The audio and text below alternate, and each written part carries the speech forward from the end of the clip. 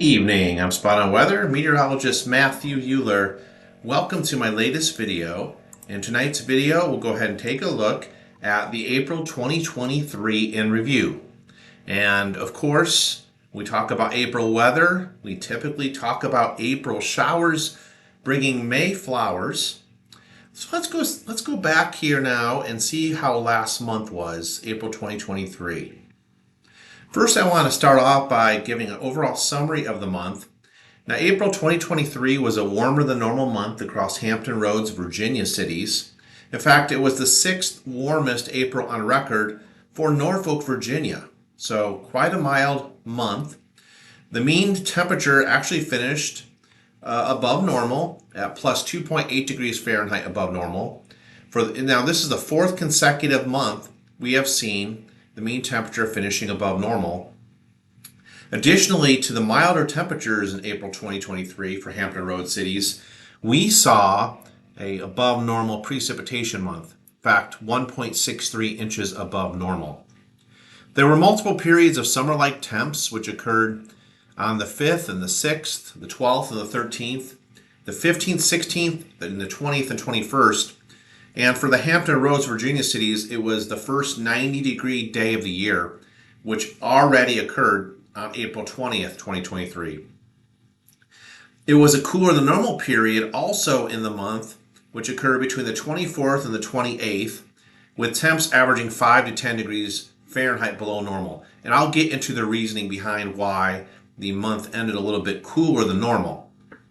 It was more of the same overall to start the month as we look at the big U.S. picture, where we saw an upper-level trough over the western U.S. and an upper-level ridge parked in the east.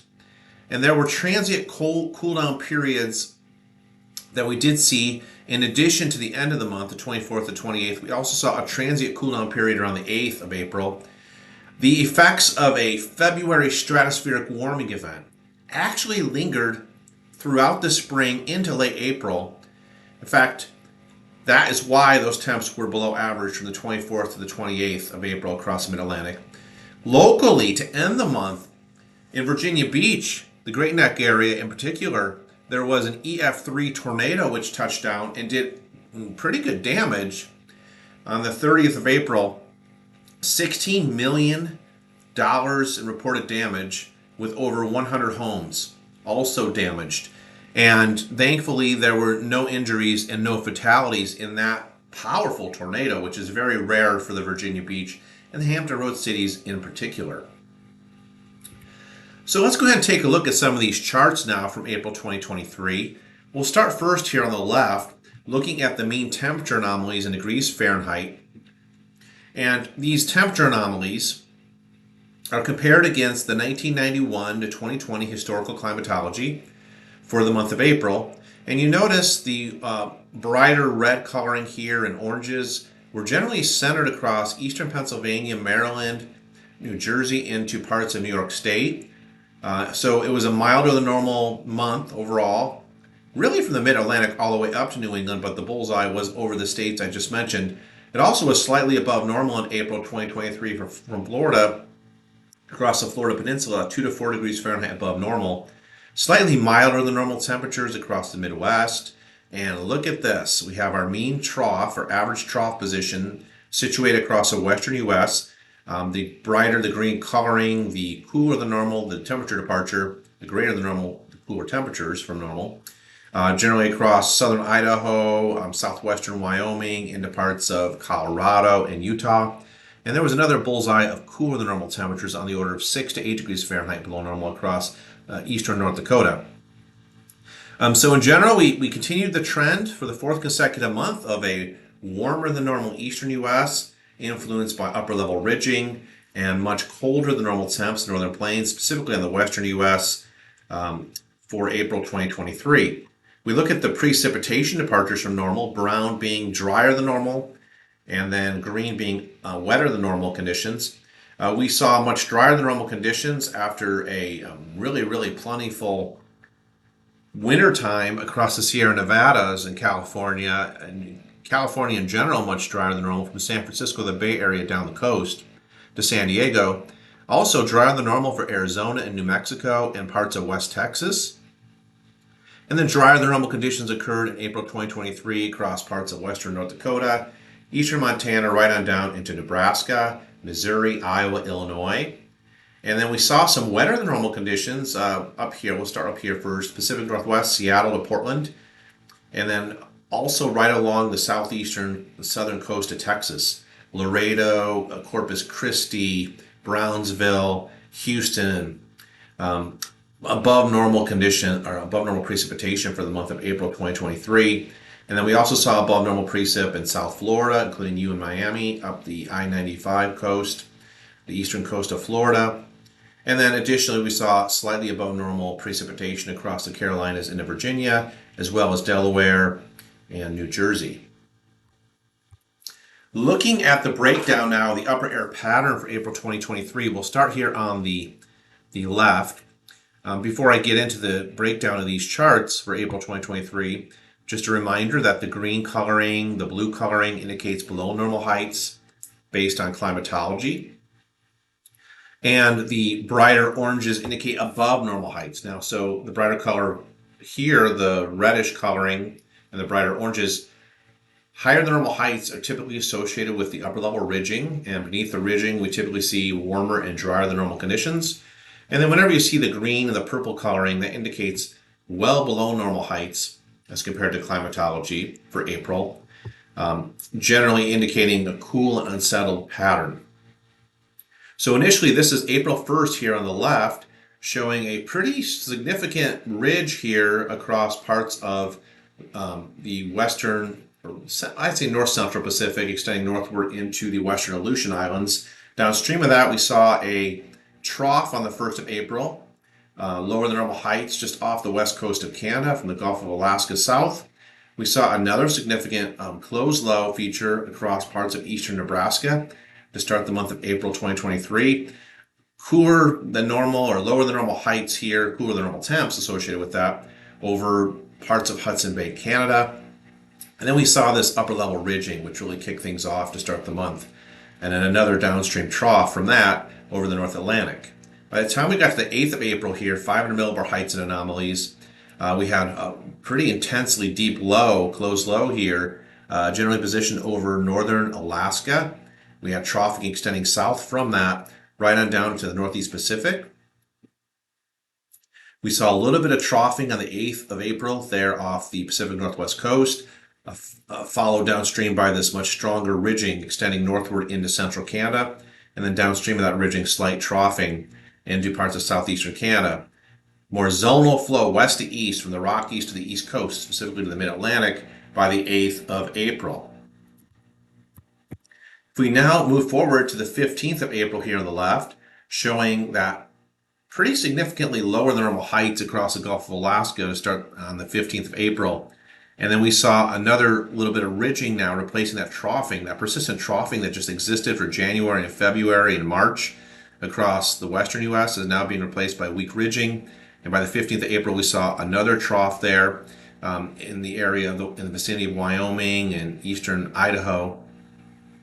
And then as this trough was digging out in the Intermountain West, by the 15th of April, we saw this ridging feature across New England, extending basically the ridge axis from southeast to northwest into southeastern Canada across New England. And then we had a closed upper level low positioned over eastern Kentucky and eastern Tennessee by the 15th of April. By the time we got to the 22nd of April here on the right, we start to see the intense ridging extending further northward, north of the Alaska area into the Bering Sea. We do see some ridging and higher than normal heights off the west coast of the United States by the 22nd of April. And then we saw a deepening trough feature now, the 22nd of April, closed upper level low over Minnesota with a deepening trough, extending all the way south into Oklahoma and Arkansas.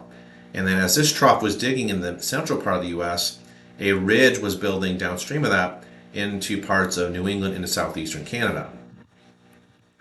Moving ahead now, the 28th of April 2023, ridging has now really replaced, changed the pattern here across the portions of the Pacific Northwest into southwestern Canada. Look at this coloring here, this bright orangish reddish coloring indicating anomaly high heights. Let's go back here and see what we had at the beginning of the month. Look at this green coloring, right? Lower than normal heights. Troughing on the 1st of April has now been replaced by this ridging by the 28th of April, by the end of the month. Downstream of that intense ridging, we saw a downstream trough across, with the center of that trough axis across parts of Arkansas. A little bit of weak ridging off the East Coast. But by the time we got to the 30th of April, we have a situation where we have a trough and a closed low off the Pacific Northwest coast, ridging directly over the western U.S., up into western Canada, and then deepening trough across the central and eastern U.S. by the end of the month. Now, this was responsible for those cooler than normal temps, and I'll show you what that looks like here in the anomalies. So anomalies, April 2023, starting with the first of the month here on the left, you can see the same old song and dance. January, February, March, and now into April, we see the same song and dance here, where we have well above normal temperatures across the Midwest. We have above normal temperatures across the southern U.S. We see above normal temperatures all the way up the mid-Atlantic coast into parts of Delaware, New Jersey. And then we see cooler than normal temperatures here on the order of 20 to 25 degrees Fahrenheit below normal across the Dakotas and Nebraska. And then those cooler than normal temps continue in association with the upper level trough on 1 April there over the western U.S. By the time we get to 8 April, things have changed a little bit. Now we see a significant below normal anomaly across the mid-Atlantic, Virginia down to the Carolinas, where the temperatures were 12 to 16 degrees Fahrenheit below normal by the 8th of April. We also see a cool down across parts of New England, New York State, Pennsylvania, Ohio, all the way down the Ohio River, Cincinnati, 5 degrees Fahrenheit below normal, right on down into the Louisville area, Kentucky, Cape Girardeau, Memphis, Little Rock, Texarkana. Really significant anomalies here into that Mexican-Texas border here, into the southwestern portion of the state, 20 to 24 degrees Fahrenheit below normal by the 8th of April into southwestern Texas. Notice that some of these cooler than normal temps that we saw on the 1st are now it's no longer the case. We do see some warming across, for example, parts of Nebraska by the 8th of April. We look at the temperature anomalies down the mid-month, the 15th of April, and we notice that we have some ridging that has established itself based on this pattern. We see a strong frontal boundary, most likely stretching from Minneapolis southwestward, just to the northwest of Omaha, to the northwest of Topeka, and then generally extending south. And behind that cold front, we have much below normal temperatures, 11 degrees below normal, up into portions of Bismarck area, North Dakota. And then we've got below normal temperatures into Montana as well as Wyoming. And again, those above normal temperatures not only were up into the upper Midwest. Wisconsin was averaging 20 to 25 degrees Fahrenheit above normal on the 15th of April. We also saw above normal temperatures into portions of New England, right on down the mid-Atlantic coast. Looking now here at temperature anomalies on the right for the 22nd of April. Much below normal now. The purple shading indicates much below normal temperatures. From Minnesota westward, Interstate 94, Interstate 90, Interstate 80 through Nebraska, all below normal on the order of 20 to 25 degrees Fahrenheit below normal in this purple shading. And then you also see some below normal temperatures for the Ohio River Valley. That big area of warmth that was here on the 15th has now been replaced by cooler than normal values. All that heat and warmer than normal temps have now moved eastward into mid-Atlantic, northeastward to Pennsylvania, New York State, and New England by the 22nd of April. So the cold front is moving east at this point. Generally, surface cold front extending from eastern Ohio down through central Kentucky, central Tennessee, right on down into central Mississippi. We move forward now into the 28th of April. Now we have warmer than normal temperatures over the western U.S. by the 28th of April, end of the month. San Francisco area, 11 degrees Fahrenheit above normal. Coastal Oregon, coastal Washington State, you're running now 13 to 16 degrees Fahrenheit above normal. And then you see below normal areas here across Wyoming into North Dakota, another area below normal temps. Oklahoma down to Dallas, Fort Worth, 7 to 9 degrees Fahrenheit below normal. You in southern Missouri, Arkansas, southern Illinois, right on over towards the Carolinas below normal. temperatures by the time we got to the 28th of April. A little bit of a cool down across New England as well, slightly below normal. And then by the 30th of April, to close out the month, these are the temperature anomalies, and look how much warmer things have got. What a turnaround in the pattern by the month's end. And you know, this is actually still going on right as we speak. I'm doing this video on 15 May 2023, and we're still seeing a very similar situation where we now have an upper level ridge parked in this location over the west coast and troughing downstream. So we're seeing the 30th of April, we saw temperatures on the order of 20 to 25 degrees Fahrenheit above normal. For you in Washington State, Oregon, Idaho, parts of western Montana, Wyoming, Utah, Nevada, California, the entire state, 15 to 18 degrees Fahrenheit above normal by the 30th of April. Meanwhile, look at the Gulf Coast states, eastern Texas, Louisiana, right on the Mississippi. You're 8 to 12 degrees Fahrenheit below normal in this green shading. So big changes occurred between the beginning of April and the end of April. Let's look at some of the teleconnections or climate drivers. Starting over here on the left, this was the 13th of April 2023, generally showing that conditions throughout the month of April, they started off positive as far as the AO, the Arctic Oscillation, went. They transitioned to this neutral period, generally towards the middle part of the month, and then they went and dropped negative by the end of the month. So we had a negative AO by the end of the month. You can see it on both graphs here.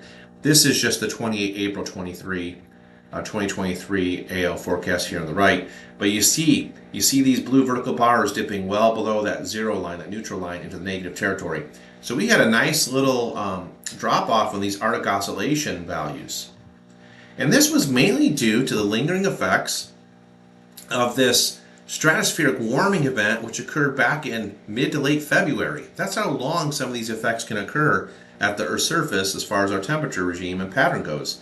This was called a stratospheric tropospheric coupling. So we have a connection between the second layer of the atmosphere, the stratosphere, right on down to the first layer of the atmosphere where we live, the troposphere.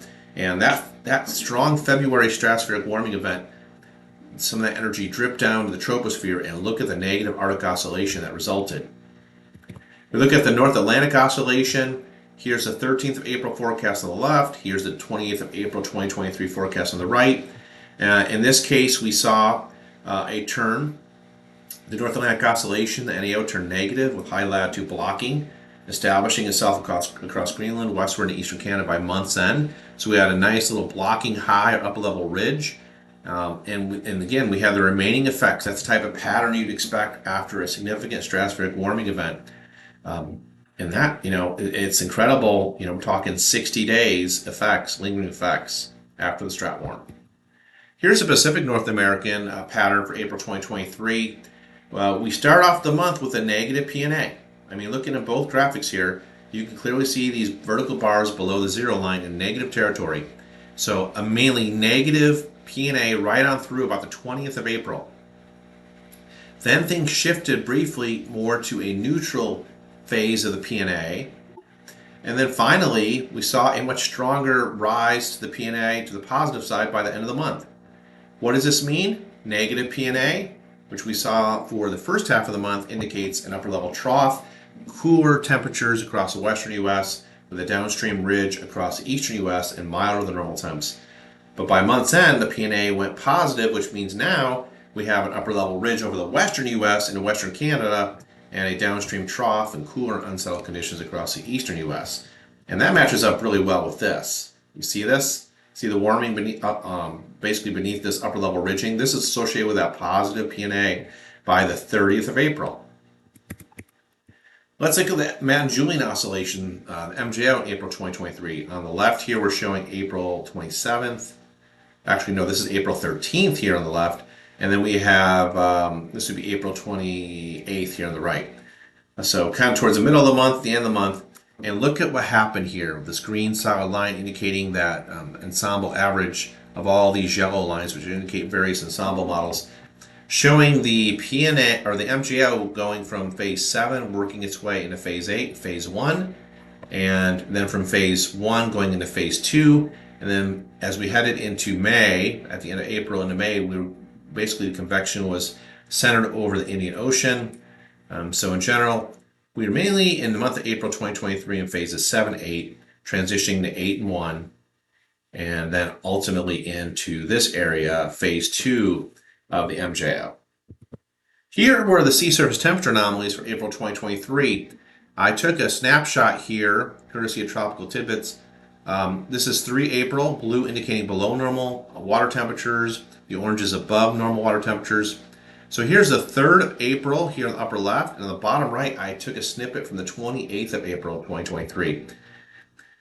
All right, so a couple things really stand out here. All right, first things, off the coast of Ecuador and Peru, off the west coast of South America, we have an El Nino definitely developing. You can see this brighter orange coloring there off the coast in both images. See this?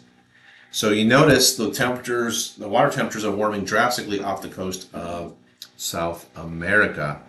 And then also up in the further north, in the northern hemisphere, we saw a very distinct negative PDO, Pacific Decadal Oscillation. Look at how much cooler than normal these water temperatures are from the Gulf of Alaska right along the west coast of Canada, right along the west coast of the United States, even extending further down into the tropical latitudes. Very strong negative PDO. And then we still have that fairly strong negative PDO to end the month. Now, by month's end, we also saw this area of warming water temperatures across the north central Pacific. Looking specifically at Nino 3.4 water temperature anomalies in April 2023, here is a snippet on the upper left from April 7th. Bottom right is April 28th, month's end. All right, so you see where we were on April 7th, here, this blue line here. We were situated basically about 0 degrees Celsius departure from normal. So we are situated here with generally average water temperatures in the Nino 3.4 region. But by the time we got to the end of April, the 28th of April here, now we're at plus 0.2 degrees Celsius above normal temperature anomaly in that Nino 3.4 region. So this was the beginning of the transition towards El Nino-like conditions. We're going from La Nina-like conditions back in February of 2023. You know, our water temperatures in Nino 3.4 region were minus 0.9 degrees Celsius. And then look at the steady climb. A little bit of drop there in March, but then here it goes. It's taken off.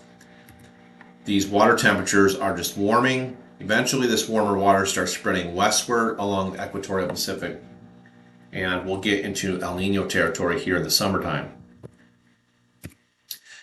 To end the month, I think this is a lot. Oh no, I got 2 more slides for you tonight in the April 2023 review. This was the EF3 tornado that occurred in Virginia Beach back on the 30th of April 2023. Now, I remember that day.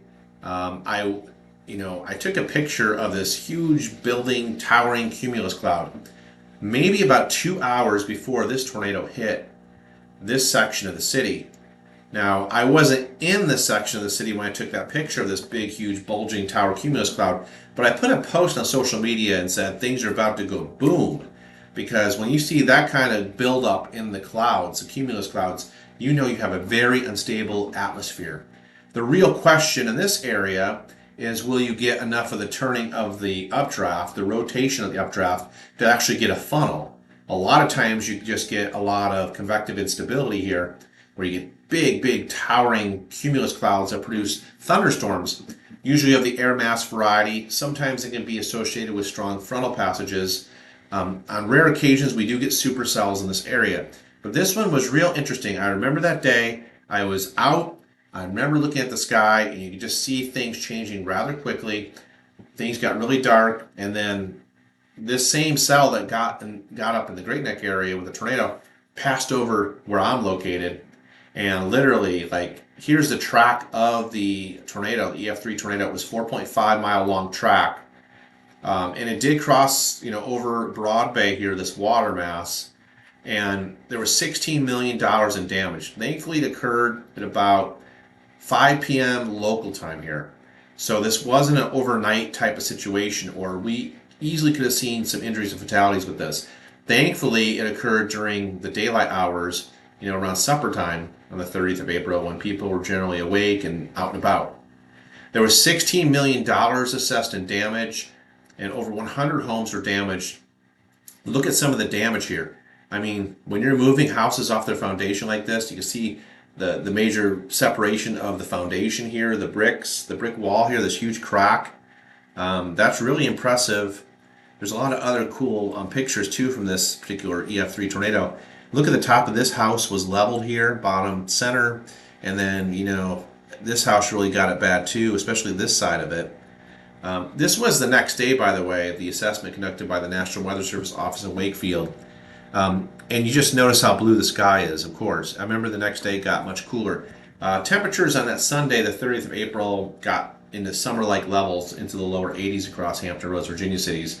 But the next day, it cooled off. I believe it was in the upper 60s with much lower humidity. But that's usually what happens. You know, the weather changes quickly. There's severe weather like that. And the next day, high pressure builds in, and, you know, it's gorgeous. But yeah, here's the path of it, 4.5 miles of that tornado, crossed Broad Bay, and then went closer to the ocean front here, up towards Fort Story, eventually weakening to EF0 before dissipating. But yeah, this was a significant event here for the area. If we look at Virginia Beach specifically for the April 2023 daily temperature departures, I like to do these daily temp departures just so I can get a look at, you know, the different periods of warmer and cooler than normal times each month. But in general, for the summary, we saw 11 days below average high temps. 19 days had above average high temps. So 19-to-1 ratio there, 19 days above average high temps, 11 days below average temp for April 2023 for Virginia Beach. And then for the low temperatures overnight, we saw 18 days above average low temps to 12 days below average temps. So very similar as far as the ratio goes, 18 to 12, the above average low temps to below average low temps. Here are the breakdown of the statistics for the month. The mean temperature departure again was, we were 2.8 degrees Fahrenheit above normal. The minimum temperature here in Virginia Beach was 33.1 degrees Fahrenheit on April 11th. The max temperature, that's our first 90-degree day of the year, at 90.9 degrees Fahrenheit on the 20th. I mean, this is the kind of range we get down here into southeastern Virginia in the springtime. It's really phenomenal how the temperatures can swing this wildly. The total precip for the month was actually 5 inches even. The max daily rainfall occurred at 2.02 inches on the 30th. The same day we had that tornado, the EF3 tornado, in the Great Neck area of Virginia Beach, we saw the max daily rainfall for the month at 2.02 inches. The mean precipitation departure was plus 1.63 inches. And then overall, it was a mild month with brief periods of summer-like warmth, believe it or not, with highs in the 80s. Really on these target dates here, 5th, 6th, 12th to 13th of April, 15th to 16th, and 20th to 21st of April. And there was a 5-day stretch of below normal temps specifically that occurred at the end of the month, again, in association with the remaining dripping effect from the stratosphere to the troposphere from a previous mid to late February stratospheric warming event. All right, that wraps things up for the April 2023 weather review. I take a closer look at Hampton Roads cities, and then I also take a look at the big picture United States. Hope you enjoyed the video. I'm delving into a lot of different topics for the upcoming summer here on the Spot on Weather YouTube channel. Hopefully you can use this as a historical perspective. If you know, for example, if you want to look back to see what some of these upper air patterns were from the video, or what the temperature anomalies were from this video, you can always go back and watch this again to figure out what April 2023 was like. All right, everybody, until next time, that's all I've got for now. Take care and God bless everyone.